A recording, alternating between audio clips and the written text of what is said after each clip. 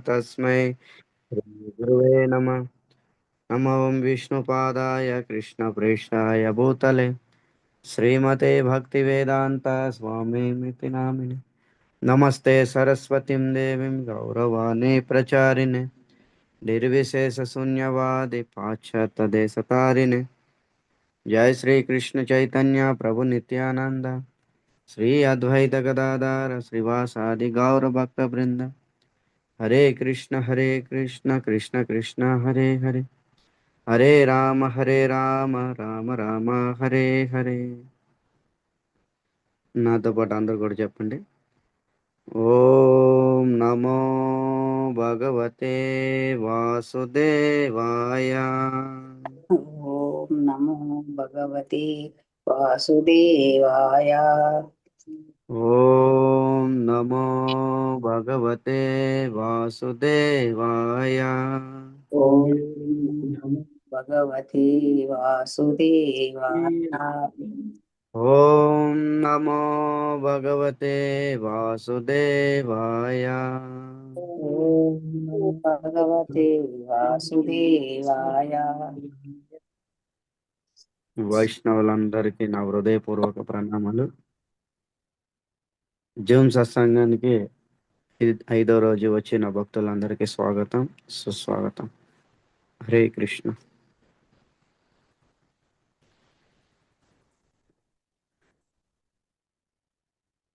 So మనం అందరం కూడా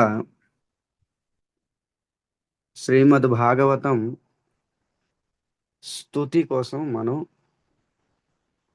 గత 4 రోజుల నుంచి మనం అందరం కూడా శ్రవణం చేస్తున్నాం. శ్రీమద్ భాగవతంలో అనేక స్తుతులు ఉన్నాయి. తెలిసిన కొన్ని, తెలియని కొన్ని ఉన్నవి. మనకు కొద్దిగా తెలిసిన, కానీ తెలియనివి కూడా చాలా ఉన్నాయి. ఇది కూడా స్తుతి అని అనుకుంటాం మనం. అలాంటి స్తుతులు కూడా ఉన్నాయన్నమాట. సో అలాంటి స్తుతులు భగవంతుడు మనం ఏమి ఇవ్వగలము చెప్పండి? ఏమైనా ఇవ్వాలంటే ఈ స్తుతి మనం ఇవ్వగలము. భగవంతుడి దగ్గర నిలబడి స్తుతి ఒకటే చేస్తే భగవంతుడు అత్యంత ప్రసన్నం చెందుతాడు. భగవంతుడికి మనము ఇవ్వాలంటే ఇది ఒకటే ఇవ్వగలం అన్నమాట, స్తుతి ఒకటే. ఈ స్తుతి ద్వారా భగవంతుడు ప్రసన్నం చెందుతాడు. తర్వాత మన లోపల ఉన్న కృష్ణ చైతన్యం అనేది జాగృతం అవుతుందన్నమాట. అందుకని స్తుతి అనేది చాలా ఇంపార్టెంట్. అలాంటి స్తుతుల్లో మనం నిన్న చెప్పుకున్నాం 2. మొట్టమొదటిది వ్యాసముని స్తుతి చేస్తారు. తర్వాత సూత గోస్వామి స్తుతి తన గురువు గారికి చేస్తున్నారనమాట. నేను చెప్పుకున్నాను, తన గురువు గారు అయిన సుఖదేవ్ గోస్వామిని స్తుతి రూపంగా 2 శ్లోకాలు ఉచ్చరించారనమాట. ఈ 2 శ్లోకాల్లో ఒక శ్లోకం నిన్న చెప్పుకున్నాము. ఇక దాని తర్వాత స్తుతి ఈరోజు మనం చెప్పుకోవడానికి ప్రయత్నం చేద్దాం. శ్రీమద్ భాగవతం ప్రథమ స్కందము 2వ అధ్యాయము 3వ శ్లోకంలో ఈ స్తుతి సుఖదేవ్ గోస్వామి తన గురువు గారైన సుఖదేవ్ గోస్వామి యొక్క కరుణ వర్ణిస్తున్నారనమాట. నిన్న శ్లోకంలో ఏం చెప్పుకున్నాము? తన గురువు గారి యొక్క విరక్తి, మా గురువు గారు ఎంత విరక్తి చెందిన గురువు గారు అని ఈ శ్లోకంలో స్తుతి చేశారు. మరి నెక్స్ట్ శ్లోకంలో మా గురువు గారు ఎంత కరుణమయుడో అని ఈ శ్లోకంలో చెప్పడం జరిగింది. సో ఆ శ్లోకం కోసం మనము ముందుగా పాడదాము. తర్వాత ఆ శ్లోకాన్ని విస్తారంగా అర్థం చేసుకోవడానికి ప్రయత్నం చేద్దాం. యహ స్వానుభావమఖిల శృతిసారమేకం మధ్యాత్మదీపమతిథి తీర్షతం తమోంధసం. సంసారిణాం కరుణయ పురాణగుహ్యం సంసారిణాం కరుణయ పురాణగుహ్యం తాం వ్యాససునుముపయ మీ గురు మునీనా. ఈ విధంగా సూతు గోస్వామి అద్భుతంగా స్తుతి చేశాడు. ఈ శ్లోకం ఎన్నోసార్లు విని ఉంటాం మనం, కానీ దీని యొక్క మర్మ రహస్యము ఈరోజు ఆచార్యుల యొక్క కృపతోని మీ ముందు పెట్టబోతున్నాను అనమాట. చూడండి, నేను ఏది చెప్పినా నా యొక్క మనసు బుద్ధి కాదు, ఏది కూడా ఇది ఆచార్యుల యొక్క భావన. వాళ్ళు ఈ విధంగా దీని యొక్క భావము అర్థము తన కామెంటరీల టీకాలో రాశారనమాట, సంస్కృతంలోని. ఏం చెప్తున్నారు? యహ, యా అంటే ఏ సుఖదేవ్ గోస్వామి అయితే, ఏ సుఖదేవ్ గోస్వామికి అయితే నేను ముందు చెప్పాను, ముందు శ్లోకము, తర్వాత ఈ శ్లోకం ఆ సుఖదేవ్ గోస్వామి. యా స్వానుభావ, యా స్వ అనుభవ, దీని యాజ్ ఇట్ ఈజ్ అర్థం. చూడండి ఏం చెప్తున్నారు? యా స్వ అనుభవ. సుఖదేవుడు ఏం చెప్తున్నారు ఇక్కడ? సూత గోస్వామి తన గురువు గారి కోసము అనుభవం చెందినవాడంట, చాలా అనుభవం చెందినవాడు. ఎవరి కోసము? శ్రీకృష్ణుడి కోసము అనుభవం పొందినవాడు అన్నమాట.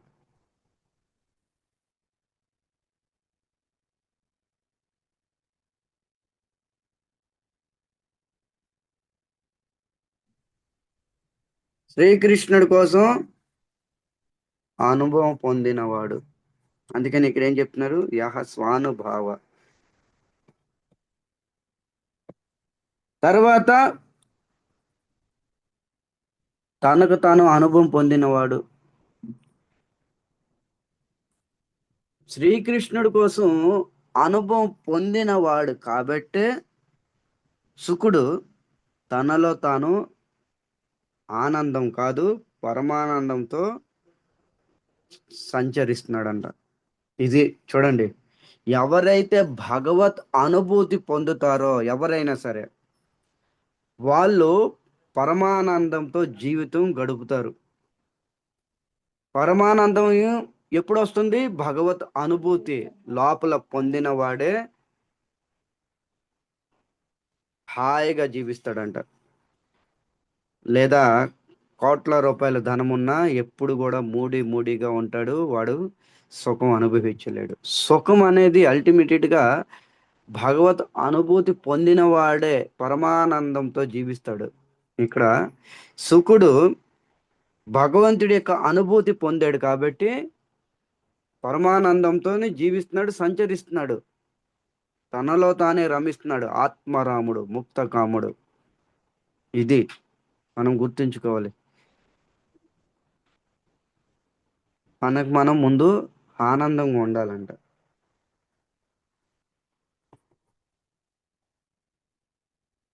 స్వయం ఆనందంతో ఉండేవాడే భాగవతం చెప్పగలడు. ఇది ఒకటి గుర్తుంచుకోండి.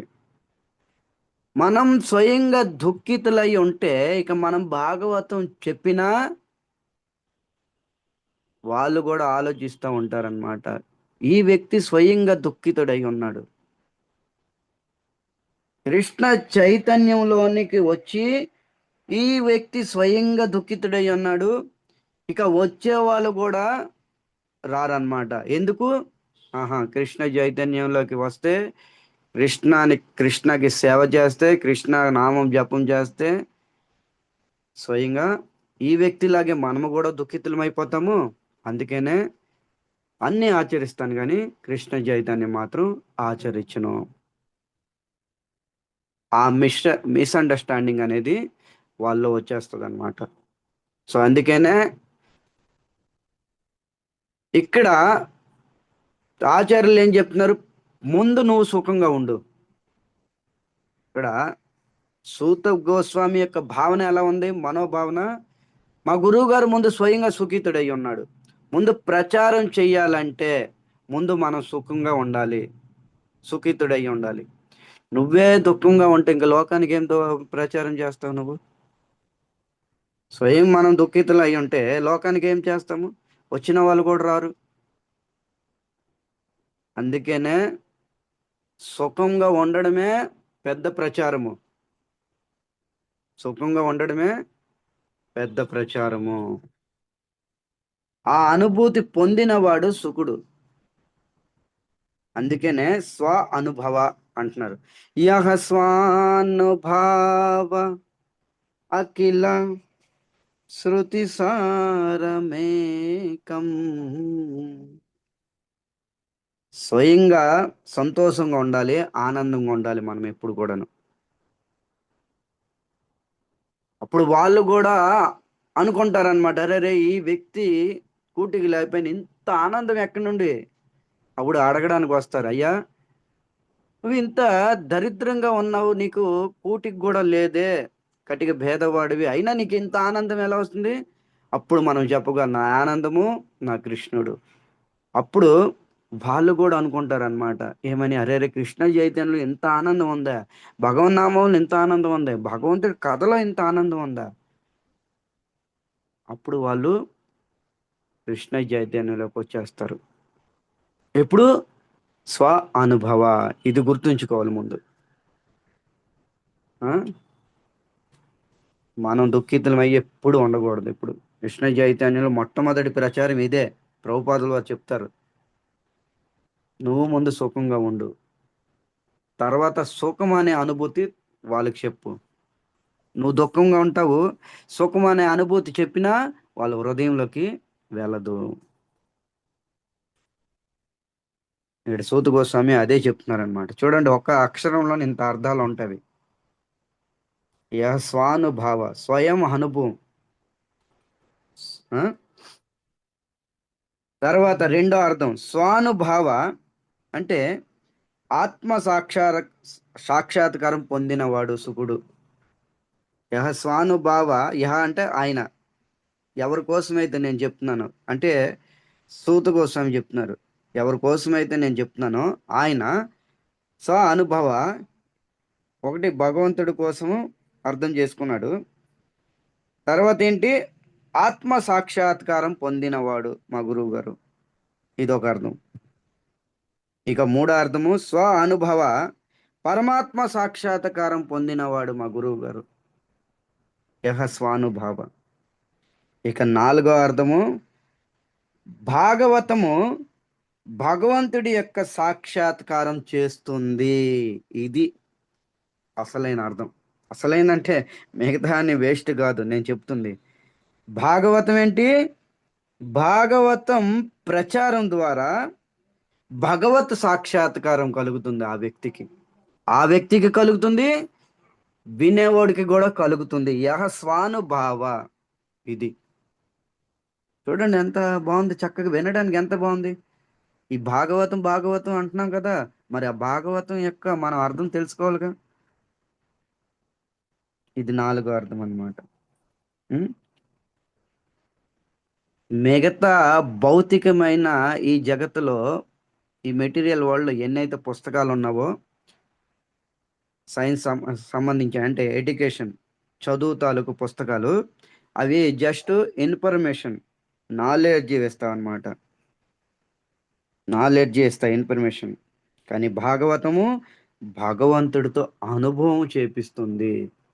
మీరు ఎన్ని డిగ్రీలైనా సంపాదించండి, పెద్ద పెద్ద డిగ్రీలు సంపాదించండి, ఎంటెక్లు, ఎంఎస్లు, ఆ టెక్లు, ఈ టెక్లు, ఎన్నైనా చదవండి, డిగ్రీల మీద డిగ్రీలు, మెడల్ మీద మెడల్ తెచ్చుకోండి, మీకు భగవంతుడి యొక్క అనుభూతి మీరు పొందలేరు ఆ పుస్తకాల ద్వారా. కానీ భగవంతుడి యొక్క అనుభవము, అనుభూతి పొందేటట్టుగా చేస్తుంది భాగవతం. యహ స్వానుభావ. సుఖదేవ్ గోస్వామి భాగవతం విన్నాడు. వినిన తర్వాత భగవతుడు భగవంతుడి యొక్క అనుభూతి పొందాడు. తర్వాత ఆత్మ సాక్షాత్కారం పొందాడు. తర్వాత పరమాత్మ సాక్షాత్కారం పొందాడు. ఇది అర్థం అన్నమాట. ఓకే, 4 అర్థాలు నోట్ చేసుకున్నారో లేదో? 4 అర్థాలు చెప్పాను. తర్వాత ఈ శ్లోకంలో 4 మహిమలు ఉన్నాయన్నమాట. చూడండి, ఈ శ్లోకంలో మొత్తం శ్లోకంలోని 4 మహిమలు ఉన్నవి. ఏంటి ఆ మహిమలు? ఇప్పుడు మనం చెప్పుకుందాం. ఒకటి స్వ అనుభవ, ఇది ఒక మహిమ. రెండో మహిమ ఇప్పుడు చెప్తున్నాను చూడండి. యహ స్వానుభావమఖిల శృతి సారమేకం. ఇప్పుడు వారు చెప్పాను యహ స్వానుభావ, అది మహిమ అన్నమాట. ఈ మహిమలోనే 4 అర్థాలు నేను మీ దగ్గర పెట్టడం జరిగింది. ఇక రెండో మహిమ ఏంటి? అఖిల శృతి సారం. రెండో మహిమ ఏంటి? అఖిల శృతి సారం. ఈ భాగవతము సమస్త శృతులకి సారం. మీ దగ్గర మీకు స్క్రీన్ కూడా పెట్టాను, మీరు కావాలంటే చూసుకోండి. ఏముంది? అఖిల శృతి సార. అన్ని శాస్త్రాలకి, అన్ని ఉపనిషత్తులకి, అంతేకాదు అన్ని వేదాలకి, 4 వేదాలకి, సమస్తానికి సారము. అందుకనే అఖిల, ఎన్నైతే ఉన్నావో, ఇక్కడ కౌంటింగ్ లేదు, ఎన్నైతే ఉన్నావో శృతులకి సారము. ఇది రెండో అర్థం. సారీ, రెండో అర్థం కాదు, రెండో మహిమ. ఇక మూడో మహిమ ఏకం. ఉందా? లాస్ట్లో ఉందా? కనిపించిందా మీకు? చూసారా శ్లోకం లేదా? చూసాం ప్రభుజీ. ఉంది ప్రభుజీ. ఫస్ట్ మహిమ ఒక్కసారి చెప్పరా ప్రభుజీ? ఫస్ట్ మహిమ యహ స్వానుభావ, స్వయం అనుభూతి పొందినవాడు. సుఖదేవ్ గోస్వామి ఎవరి పట్ల? భగవంతుడి పట్ల. తర్వాత ఆత్మ సాక్షాత్కారం పొందినవాడు, భగవత్ సాక్షాత్కారం పొందినవాడు. తర్వాత భాగవతము భగవంతుడి యొక్క అనుభవం ఇచ్చేదన్నమాట. ఈ భాగవతం, ఈ మెటీరియల్ వల్ల ఎన్ని పుస్తకాలు చదువుతామో జస్ట్ ఇన్ఫర్మేషన్, నాలెడ్జ్ వస్తుంది. భగవంతుడి యొక్క అనుభవం పొందలేడు. అనుభవం పొందాలంటే, ఆత్మ సాక్షాత్కారం కలగాలంటే భాగవతమే. మిగతా పుస్తకాలన్నీ ఇన్ఫర్మేషన్, నాలెడ్జ్ అవన్నీ. సో స్వ అనుభవ, స్వయం అనుభవం చెందినవాడు. తర్వాత టీచింగ్ చెయ్యాలంటే స్వ అనుభవ. మహాప్రభు చెప్తున్నారు దీని మీదే, అప్ని ఆచరిత. నువ్వు స్వయంగా అనుభవం పొందు ఈ భాగవతం మీద, తర్వాత ప్రచారం చెయ్యు. స్వ అనుభవ. సుఖదేవ్ గోస్వామి అనుభవం పొందాడు అనమాట. భగవంతుడి యొక్క అనుభూతి పొందాడు. సో ఇదన్నమాట స్వానుభవ. తర్వాత రెండో మహిమ ఏం చెప్తా? అఖిల శృతి సారం. అన్ని శృతులకి, అన్ని వేదాలకి, పురాణాలకి, ఉపనిషత్తులకి, అన్ని ఇతిహాసాలకి, అన్నిటి కూడా సారం శ్రీమద్ భాగవతం. భక్తి సిద్ధాంత సరస్వతి ఠాకూర్ వారు చెప్తారు, ఈ ప్రపంచంలో అన్ని పురాణాలు, అన్ని వేదాలు అన్ని తగలబెట్టండి, ఒక్క భాగవతం అంటే పునః ధర్మాన్ని స్థాపించవచ్చు. ఈ భాగవతం ద్వారా ధర్మాన్ని స్థాపించగలము. ఇది నైమిసారణ్యంలో కూడా దీనికోసమే చెప్పుకున్నాము. ధర్మం ఎవరు శరణాగతి పొందిందంటే భాగవత శరణాగతి. కృష్ణుడు వెళ్ళిపోయాడు తన ధామానికి, లీలలు అయిపోయిన తర్వాత. శ్రీకృష్ణుడు వెళ్ళిపోయిన తర్వాత ఉద్ధవుడు అడిగాడు అనమాట, కృష్ణ మీరు ఉన్నంత వరకు ధర్మము క్షేమంగా ఉంది, మరి మీరు వెళ్ళిపోయిన తర్వాత ధర్మము ఎవరు ఆశ్రయ పొందుతుంది అని అడగ్గా కృష్ణుడు స్వయంగా చెప్తాడనమాట, నేను వెళ్ళిపోయిన తర్వాత గౌలోకము ధర్మం అనేది భాగవత శరణాగతి పొందుతుంది. ఇక్కడ కూడా నిరూపణ జరిగింది. సో ప్రతి ఎక్కడైనా నిరూపణ ఇదే. భగవంతుడు చెప్పిన, ఆచార్యులు చెప్పిన, గ్రంథం చెప్పిన, సాధువులు చెప్పిన, ఏదైనా ఆ? అన్నిటికీ సారము. నిగమ కల్ప తరోర్ గలిత ఫలం అక్కడ కూడా చెప్పడం జరిగింది. శ్రీమద్ భాగవతం 3వ శ్లోకంలోనే, మొట్టమొదటిలోనే అన్ని వేదాలకి శృతులకి సారం. అందుకని అఖిల శృతి సారం అన్నమాట. తర్వాత ఏకం. ఏకం అంటే దీనితో సమానం లేదు. దేనితో? భాగవతంతో సరితుల్యమైన గ్రంథం ఏది లేదు. ఇక్కడ నేను పుస్తకాల మాట అనట్లే, ఇక్కడ చెప్పట్లేదు. సూతి గోస్వామి గ్రంథాలు చాలా ఉన్నవి. వేదాలు కూడా గ్రంథాలే, ఉపనిషత్తులు గ్రంథాలే, ఇతిహాసాలు గ్రంథాలే, పురాణాలు గ్రంథాలే. దీనితో సరితుల్యమైన గ్రంథం ఏది లేదు. అందుకని ఏకం. ఏకో ఏవ అద్వితీయ. కృష్ణుడితో సమానమైన వ్యక్తి లేడు. కృష్ణ స్వరూపమైన శ్రీమద్ భాగవతంతో తుల్యమైన గ్రంథము లేదు. అందుకని ఆయన ఏమంటారు? గ్రంథమునైనా భగవంతునైనా ఏకో ఏవ అద్వితీయ, అంటే దీనితో సమానం ఇంకొకటి లేదు. ఇది శ్లోకం అన్నమాట. ఏకో ఏవ అద్వితీయ అంటే ఆ ద్వితీయ అంటే రెండోది లేదు, దీనితో పోటీది లేదా దీనితో సమానమైంది. అందుకని ఏకం అన్నారు. ఈ ఏకం అనేది చాలు మనకి. అదే ఆది శంకరాచార్యులు కూడా ఇదే విషయం చెప్తున్నారు కదా. భగవంతుడు ఒక్కడే, గ్రంథం ఒకటే, నామం ఒకటే, కర్మ ఒకటే. 4 విషయాలు ఈ శ్లోకంలో ఉంది. మీకు సరళంగా చెప్పాను. కర్మ చెయ్యాలా? కృష్ణ కర్మ చెయ్యు. మంత్రం జపం చేయాలా? భగవన్ నామం జపం చెయ్యు. చదవాలనుకుంటున్నావా? గీతా భాగవతం చదువు. భగవంతుని ఆశ్రయించాలనుకుంటున్నావా? అందరూ భగవంతుడు కాదు, దేవకి పుత్ర ఏవ. దేవకి పుత్రుడైన కృష్ణుడే భగవంతుడు. దేని మీద చెప్పుకుంటున్నాం? ఏకం. ఇదే విషయం శ్రీమద్ భాగవతంలో 12వ స్కందంలోని 13వ అధ్యాయము 16వ శ్లోకంలోని సూత గోస్వామి చెప్తున్నారనమాట. ఈ శ్లోకం ఈ శ్లోకానికి మనం జత కలపొచ్చు. ఏం చెప్తున్నారు? నిమ్నగాన యదా గంగా దేవానాం అచ్యుత యదా వైష్ణవానాం యదా శంభో పురాణమిదం తదా. ఎలాగైతే నిమ్నగానం యదా గంగా, గంగలోని జలంలో శ్రేష్టము గంగ. ఎన్నైతే నదుల్లో ఉంటావో ఆ నదులన్నిటికీ శ్రేష్టము గంగా. గంగా నది చాలా శ్రేష్టము.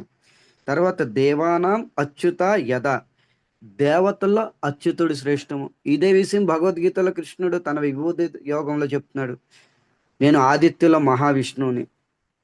చూడండి, ఎక్కడెక్కడికి వెళ్ళినా ఇవే దొరుకుతాయి. మనం దాన్ని పట్టుకోవాలి. అది ఇక్కడ ఏం చెప్తున్నారు? దేవానాం అచ్యుత యద, దేవతల్లో నేను అచ్యుతుడిని. తర్వాత వైష్ణవానాం యథా శంభు, వైష్ణవుల్లో అగ్రజుడు శంభు అంటే శివుడు.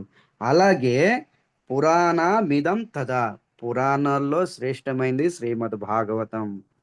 మీకు ప్రమాణం 12, 13, 16. 12వ స్కందంలో 13వ అధ్యాయంలో 16వ శ్లోకంలో సూత గోస్వామి స్వయంగా ఈ విషయాన్ని చెప్తున్నారనమాట.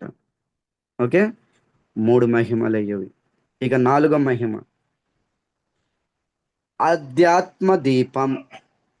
అధ్యాత్మ దీపం. యహ స్వానుభావమఖిల శృతి సారమేక అధ్యాత్మ దీపమతతి తీర్షతం తమోంధం.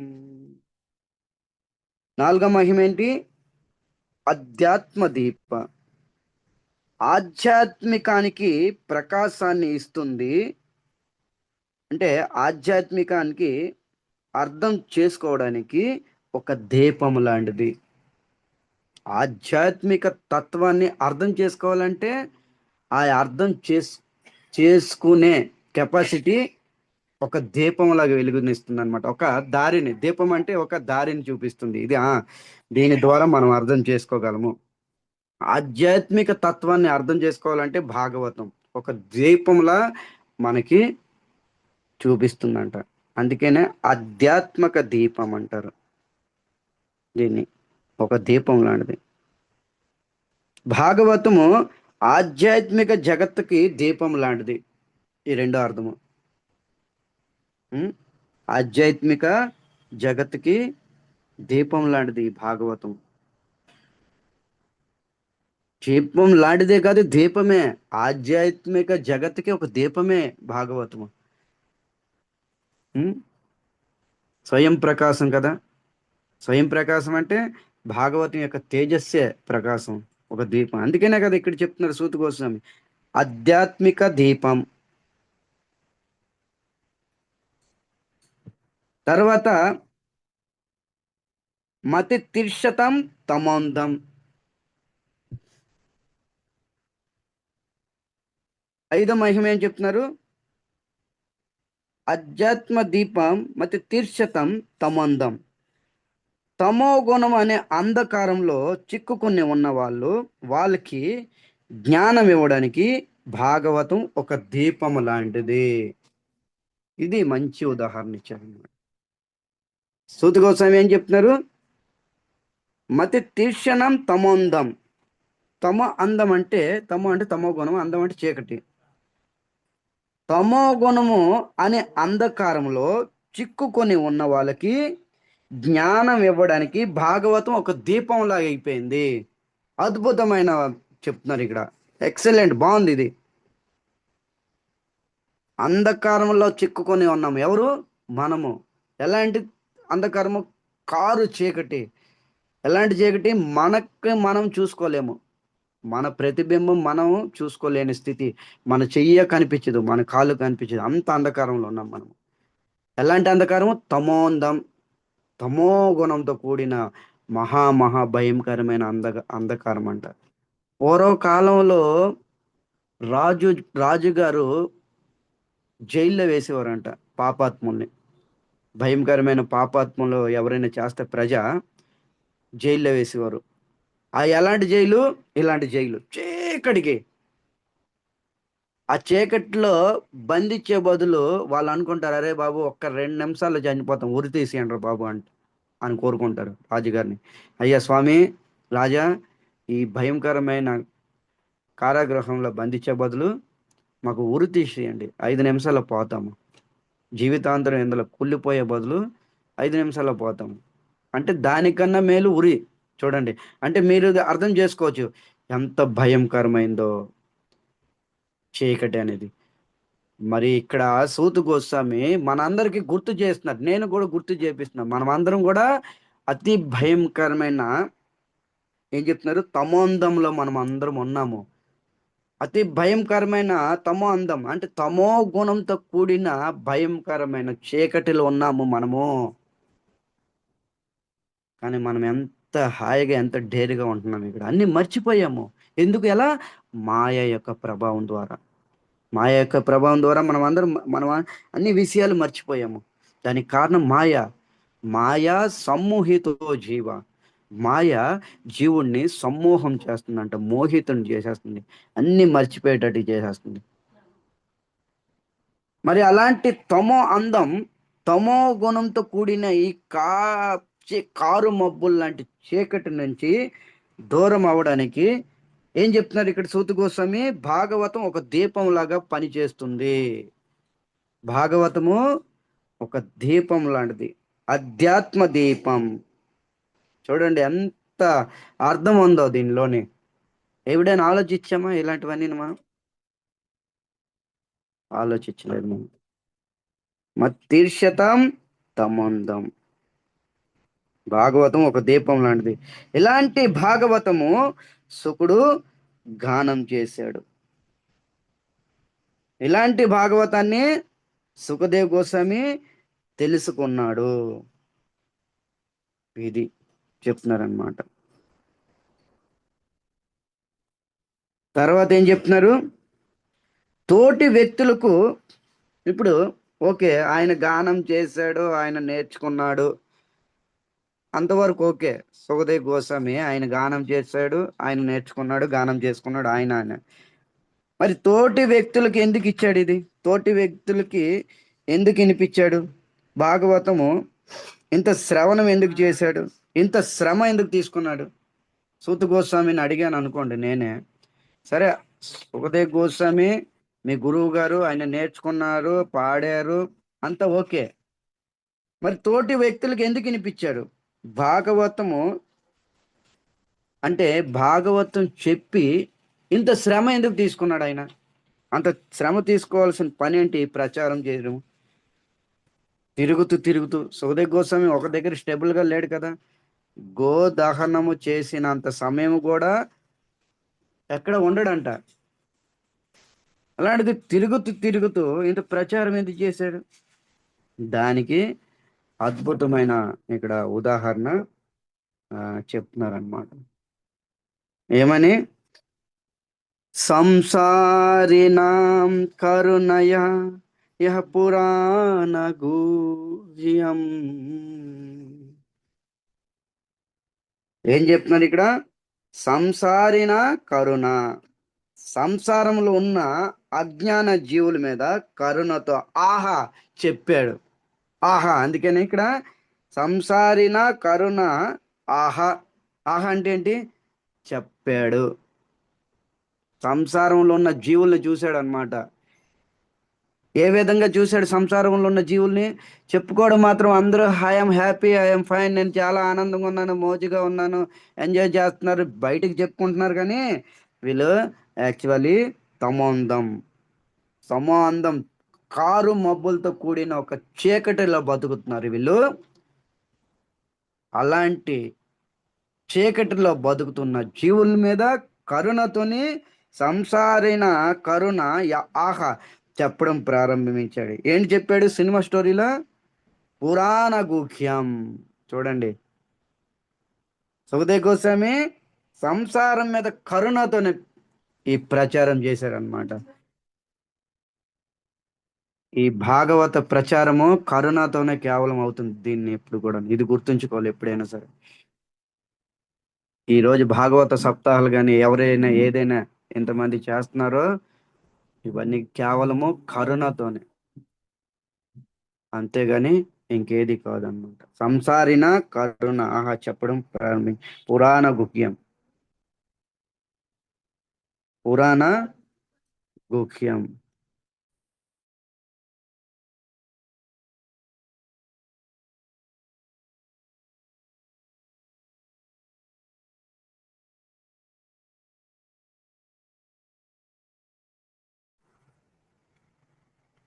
పురాణ గుహ్యం ఇది పురాణ గుహ్యం.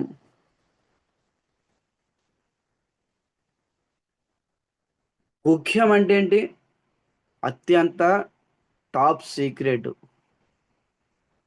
అత్యంత టాప్ సీక్రెట్ అన్నమాట. పురాణ గుహ్యం పురాతన కాలం నాటిది. ఇది ఏదో ఈ రోజు వచ్చింది కాదు, లేదా చైతన్య మహాప్రభు తెచ్చింది కాదు.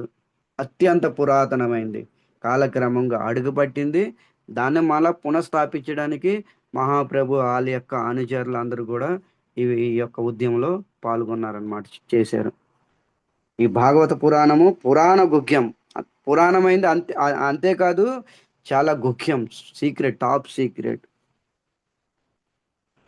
తర్వాత ఏం చెప్తున్నారు? తాం వ్యాస సున్నుమపయ గురుణ మునీనా. ఎలాంటి వ్యాస కుమారుడైన సుఖదేవ్ గోస్వామి మునులందరికీ కూడా గురువు. ఇలాంటి సుఖదేవ్ గోస్వామి నాకే గురువు కాదు, వ్యాస కుమారుడైన సుకుడు మాకు గురువు. అలాంటి నాకే గురువు కాదు, మునులందరికీ కూడా గురువు ఆయన. ఉపయామి, ఇలాంటి సుఖదేవుడికి నేను పదే పదే నమస్కారం చేస్తున్నాను అని ఈ శ్లోకము స్తుతి ఆపాడనమాట.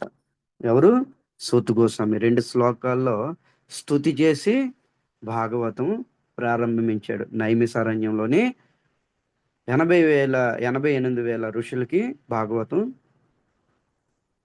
వినిపించాడు అనమాట. సో ఇది ఈ శ్లోకం యొక్క అర్థం అన్నమాట. ఎంతో ఎంతో అర్థాలు, భావాలు ఎన్నో దాగి ఉంటాయి అన్నమాట ఇలాంటి శ్లోకాల్లో. అప్పుడే ఆ శ్లోకం అనేది ఆనందం చెందుతుంది. చాలా చక్కగా వర్ణించుకున్నారు నా కోసం అనేసి. లేదంటే నేను ఎప్పుడు చెప్తా ఉంటారు, ఇది కూడా ఎవరు మా గురువు మహారాజ్ చెప్తారు, ఆ శ్లోకం వర్ణన జరగలేదా ఆ శ్లోకం ఏడుస్తుంది, అరే రే నాకు పై పైన చదివేసి వదిలేశారు వీళ్ళు, నా యొక్క విస్తారం చేయలేదు అని శ్లోకం బాధపడుతుంది అనమాట. సో ఈ విధంగా ఎంతో ఎంతో అర్థాలు ఉన్నవి. ఉం? సూత గోస్వామి ఈ శ్లోకము తన గురువు గారి కోసం స్మరణ చేశారనమాట. ఓకే, ఇంకా ఇంకొక శ్లోకం తీసుకుందామా లేదా రేపు మండే చెప్పుకుందామా? శ్లోకం తీసుకుంటే లేట్ చెప్పండి అయింది. చెప్పండి ప్రభుజీ. ఇంకోటి తీసుకుంటే అది అటు ఇటు కాకుండా మధ్యన మండే అయిపోతుంది. ప్రభుజీ. మండే తీసుకుందాం, ఎందుకంటే తర్వాత స్తుతి మీకు ఆమ్, పాడి హోల్డ్ లో పెడతాను, దానికోసం సోమవారం తీసుకుందాం. దానికోసం శ్రీమద్ భాగవతం ప్రథమ స్కందము 2వ అధ్యాయం 4వ శ్లోకము మీ అందరికీ తెలిసిందే. ఇస్కాన్ మందిరంలో రోజు పాడతారు, భాగవతం ప్రారంభించే ప్రతి ఒక్క వక్త కూడా పాడతారు. ఏంటిది? నా చెప్పండి నాతో పాటు, మీకు అందరికీ తెలిసిందే కదా. నారాయణం నమస్కృత్యం నరం నరం చైవ నరోత్తమం మాం దేవీం దేవీం సరస్వతీం సరస్వతీం వ్యాసం తతో తతో జయముదీరయేత్. జయముదీరయే. తర్వాత నష్ట ప్రాయేష భవద్వేషు నిత్యం భాగవత సేవయా భగవతి ఉత్తమశ్లోకే భక్తి భవతి నైష్టికీ. ఈ 2 శ్లోకాలు స్తుతే. చూసారా, ఇవి కూడా స్తుతులే. అంతేకాదు రేపు వారము ఈ 2 వస్తవి, ఈ 2 చెప్పుకుందాము. తర్వాత ఇంకొకటి కూడా స్తుతి, మీకు ఇది కూడా స్తుతి అని అనుకుంటారు. చూడండి, మీకు ముందే చెప్తున్నాను. ఏంటిది? అర్జునుడు ఎప్పుడైతే కృష్ణ శరణాగతి పొందుతాడో, ఎప్పుడు ఏ సిచ్యువేషన్ ఎలా శరణాగతి పొందుతాడు అనేది మీకు చెప్తున్నాను. బ్రహ్మాస్త్రం వదులుతాడు అనమాట. ద్రోణాచార్య కుమారుడు అశ్వత్థామ బ్రహ్మాస్త్రం వదులుతాడు పాండవుల్ని చంపడానికి. ఆ బ్రహ్మాస్త్రము పాండవుల మీదకి వదులుతాడు, తర్వాత ఉత్తర గర్భాన్ని మీదకి వదులుతాడు. ఈ బ్రహ్మాస్త్రం పాండవులను ఛేదిస్తాడు, ఉపసంహారం చేస్తాడు. అక్కడ ఉత్తర గర్భంలోకి ఒక బ్రహ్మాస్త్రం వెళ్తుంది అనమాట. సారీ, ఉత్తర గర్భం తర్వాత అది కాదు, పాండవుల మీదకి వదులుతాడు అనమాట. వదిలినప్పుడు భయంకరమైన ప్రళయంలాగా వస్తుందంట. కారు మబ్బులు, చీకటి, మొత్తం చీకటి అంతా అయిపోతుంది. దారి కనిపించదు, పిడుగులు పడినట్టుగా, పర్వతాలు పగిలినట్టుగా, అగ్ని జ్వాలలు పైనుంచి పడినట్టుగా, ఇవన్నీ ఇండికేట్ సూచనలు జరుగుతూ ఉంటవి. అర్జునుడికి అర్థం కాదు, అరే ఏంటి ఇలాంటి భయంకరమైన పరిస్థితి, ప్రళయం ఏమైనా రాబోతుందా? ఇలాంటి భయంకరమైన స్థితిలో ఉన్నప్పుడు ఆ శ్లోకం ఉచ్చరిస్తారు. ఏంటిది? పాహి పాహి అనేసి. పాహి పాహి మహాబాహు దేవదేవ జగత్పతి. సో అక్కడ ఆ శ్లోకం ఉచ్చరించారు. ఏ సిచ్యువేషన్ లో? భయంకరమైన స్థితిలో, పరిస్థితిలో చిక్కుకొని ఉంటాడు అనమాట అర్జునుడు. భయంకరమైన పరిస్థితిలో చిక్కుకుపోతాడు, వేరే మార్గం లేదు. మనము కూడా భయంకరమైన స్థితిలో చిక్కుకొని ఉన్నప్పుడు వచ్చిన ఆ శ్లోకం వెంటనే స్తుతి ప్రారంభించాలంట. ఎందుకంటే ఆ రోజు అర్జునుడు స్తుతి ప్రారంభించాడు, ఆ భయంకరమైన పరిస్థితి నుంచి ముక్తుడైపోయాడు. సో మనము కూడా మన మెటీరియల్ లైఫ్లో కానీ స్పిరిచువల్ లైఫ్లో కానీ భయంకరమైన స్థితి ఎప్పుడైతే వచ్చేస్తుందో చుట్టుపక్కల, ఇంకా వెంటనే ఆ స్తుతి ప్రారంభించాలి. చూడండి, ప్రతిసారి కూడా ప్రతి మూమెంట్ కూడా కృష్ణని ఎలా పిలవాలో భాగవతం చక్కగా చెప్తుంది. ఆ విధంగా మనం పిలిచి రప్పించుకోవాలి. ఆ స్తుతి యొక్క శ్లోకం ఉచ్చరించాలి. అప్పుడే దాని యొక్క ఎఫెక్ట్ ఉంటుంది, దాని యొక్క ప్రభావం ఉంటుంది. భగవంతుడు వస్తాడు కూడాను ఖచ్చితంగా. ఎందుకు రాడు? భగవంతుడు ప్రతిజ్ఞ చేశాడు కదా, మనం చెప్పుకున్నాం కదా.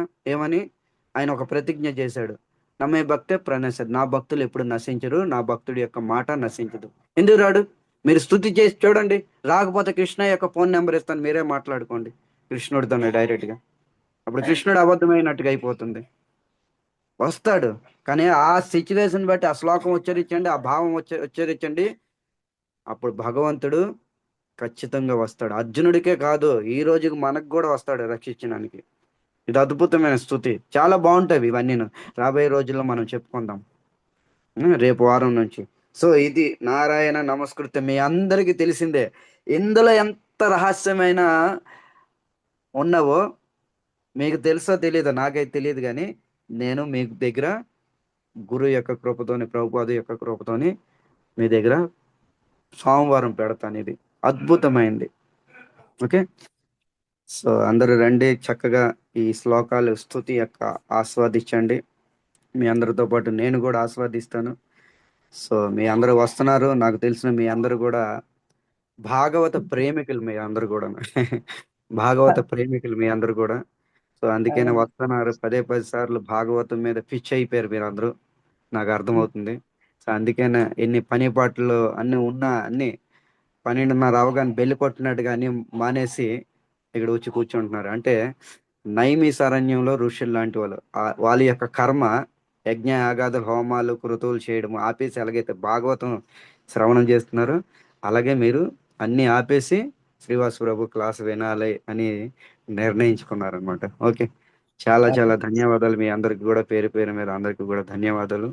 రండి, ఇంకా ఎన్నో ఎన్నో శ్లోకాల యొక్క రసపూరితమైన శ్లోకాలు మనం అర్థం చేసుకోవడానికి ప్రయత్నం చేద్దాం. ఓకే, అంతవరకు సెలవు. హరే కృష్ణ.